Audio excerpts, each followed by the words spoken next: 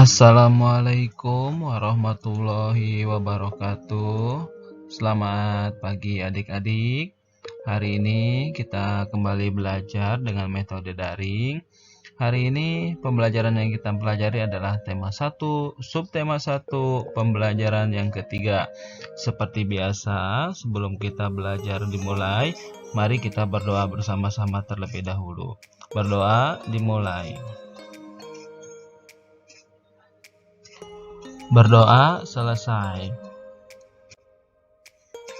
Materi pembelajaran yang kita pelajari pada hari ini yaitu materi kompetensi dasar yang akan kita pelajari adalah yang pertama IPA, membandingkan cara perkembangbiakan tumbuhan dan hewan, kemudian menyajikan karya tentang perkembangbiakan tumbuhan, dan yang kedua mata pelajaran yang akan kita pelajari adalah bahasa Indonesia, yaitu menyimpulkan informasi berdasarkan teks laporan hasil pengamatan yang didengar dan dibaca, serta menyajikan simpulan secara lisan dan tulis dari teks laporan hasil pengamatan atau wawancara yang diperkuat oleh bukti.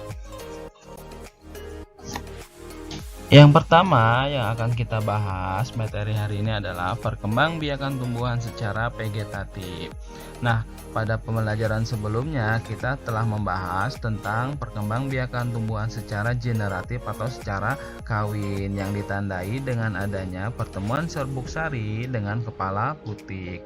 Nah, sekarang kita bahas tentang perkembangbiakan tumbuhan secara vegetatif yang terjadi tanpa adanya peleburan antara sel kelamin jantan dan sel kelamin betina, atau dengan kata lain tanpa adanya perkawinan. Tujuan dari perkembangbiakan ini adalah untuk menghasilkan tumbuhan baru atau tumbuhan dengan sifat yang baru. Nah, perkembangbiakan vegetatif itu sendiri dibagi menjadi dua, yaitu perkembangbiakan vegetatif yang terjadi secara alami atau vegetatif alami, maupun perkembangbiakan dengan buatan atau vegetatif buatan. Nah, nanti akan kita bahas selanjutnya apa saja contoh-contoh tanaman yang berkembang biak dengan secara vegetatif.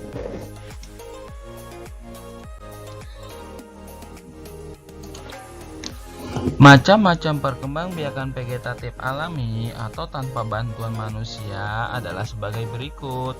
Yang pertama, umbi akar. Contoh tanaman yang berkembang biak dengan cara umbi akar adalah singkong dan wortel.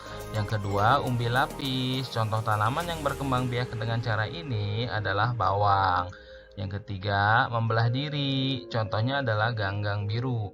Kemudian yang keempat, umbi batang. Contoh tanaman yang berkembang biak dengan cara umbi batang adalah umbi jalar dan kentang.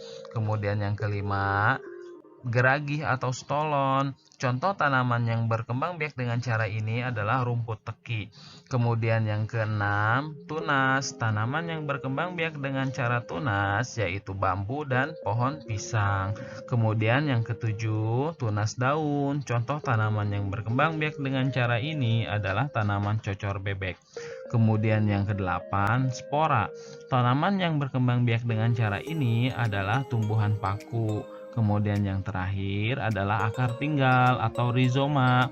Contoh tanaman yang berkembang biak dengan cara ini yaitu kunyit, temulawak, jahe, alang-alang, dan lengkuas.